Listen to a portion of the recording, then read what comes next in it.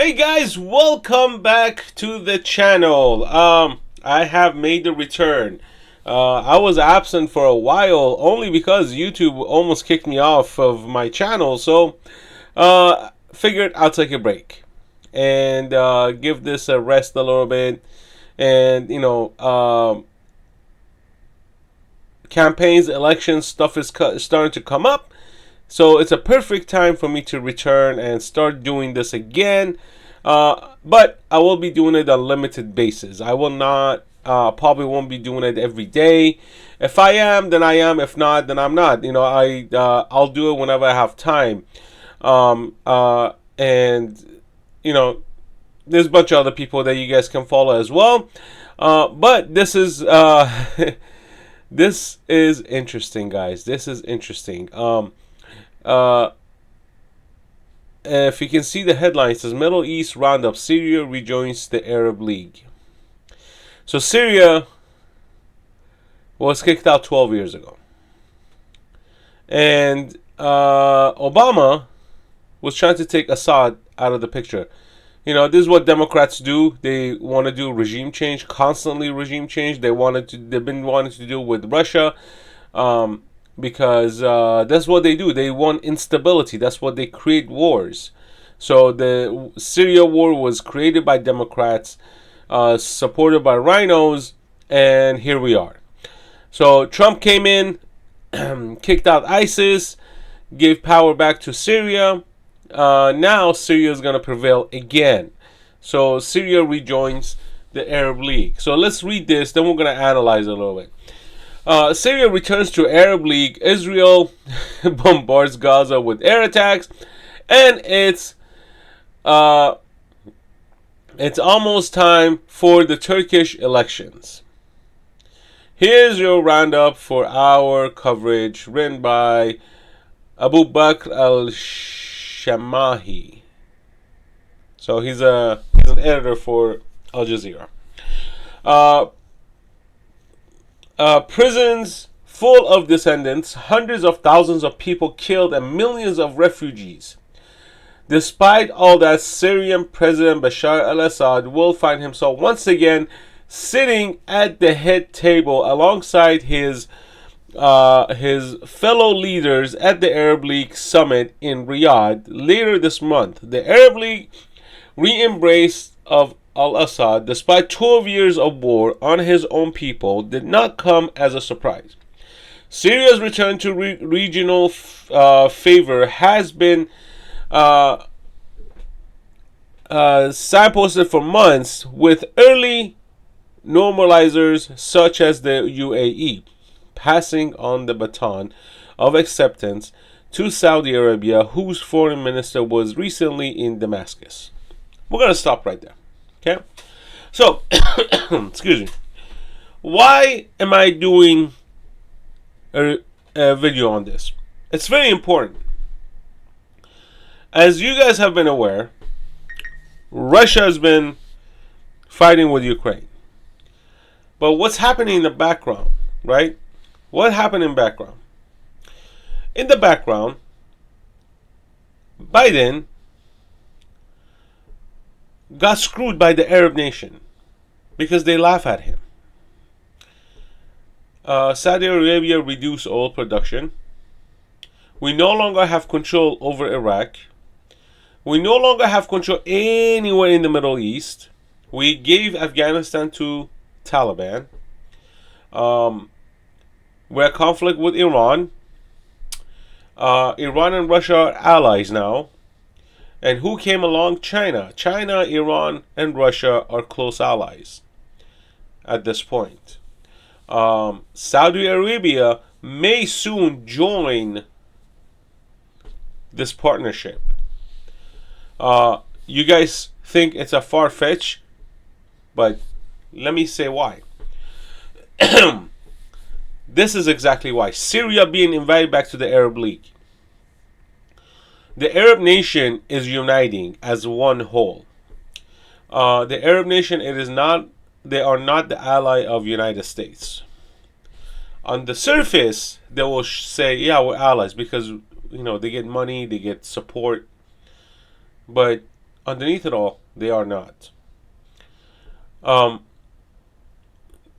Indonesia just stopped using credit cards like Visa and MasterCard. This whole union is basically going to steer away from the US dollar. The petrodollar is going to die.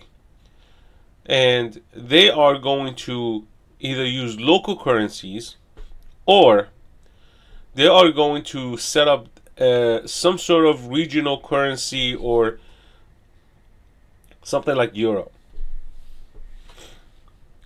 And that's going to affect United States a lot economically, because the US dollar no longer it's a relevant currency.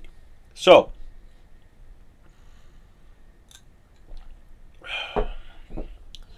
let's continue to read real quick.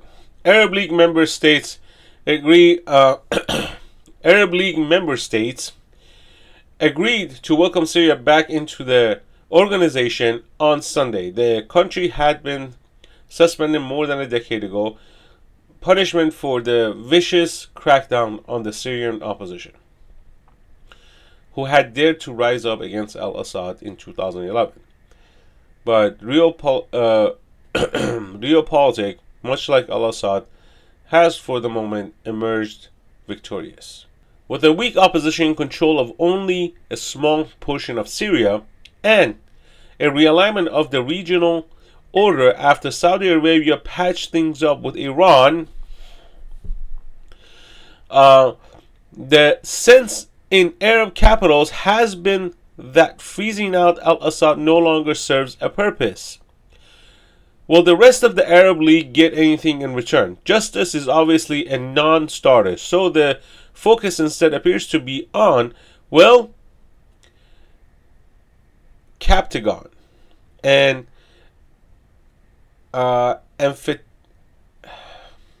amphetamine-like drug mass-produced in Syria that has exploded in popularity in the Gulf.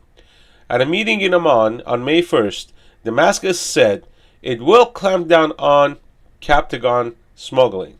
And then on Monday, a day after Syria was welcomed back into the Arab League, a Jordanian air attack reportedly killed a suspected Syrian drug smuggler and his family in southern Syria. Quid pro quo. Interesting. Israel bombards Gaza again. The death of Palestinian hunger strike Khader Adnan in an Israeli prison last week led to a brief exchange of rocket fire from Gaza Strip and Israeli air attacks on the besieged territory. A regional regionally mediated truce quickly came into effect, but that was then suddenly broken in the early hours of Tuesday morning. I don't care. I don't care about Israel. I don't care about Palestine. I care about this. This is important. Guys, we are not in a good spot. The whole Ukraine war was to basically push US further away from that region. And this proved it. This absolutely proved it. It worked. Zelensky basically played the United States with this stupid war. And I can't just blame Zelensky. I blame the Democrats, because they're the one that kept pushing the UN towards Russia. So at this point, Democrats are mostly at fault for what's happening in that region. And I've been saying it for the past year or so. I've been saying it. It's going to be the war of the East with the West. But who has the most energy is the East. The East has most of the energy. Europe is going to get screwed soon. Okay? Now, people will say, oh, you don't care about the people, you don't care about everybody else. Listen, I'm just one guy. I could care or I could care less. At this point, I could care less, because these are the people who voted for those people to do this, right? So, people who supposedly voted for Biden wanted this. So, this is what you get. This is exactly what you get. You wanted this, you voted for it. And this is what you get. So congratulations. So don't bitch and complain about what he's doing wrong. Okay? We already knew what he was going to be doing wrong. We already knew he sucks. We already knew he was going to start another war. So, I honestly don't care.